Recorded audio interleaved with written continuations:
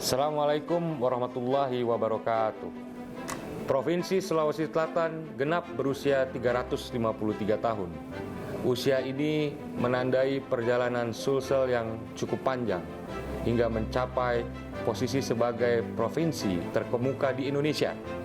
Sulsel optimis sejalan dengan komitmen pemerintah dan masyarakat yang bersama-sama bersinergi dalam satu tujuan bersama yang mulia.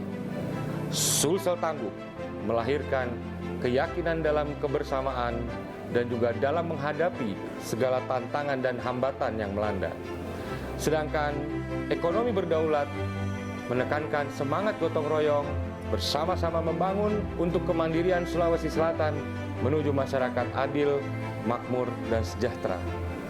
Saya Muhammad Asidik Iswara selaku Regional CEO Bank Mandiri Sulawesi dan Maluku untuk mewakili seluruh mandirian di Region 10 mengucapkan selamat ulang tahun Provinsi Sulawesi Selatan yang ke-353 dengan semangat Sulsel selalu optimis, tangguh, dan ekonomi berdaulat.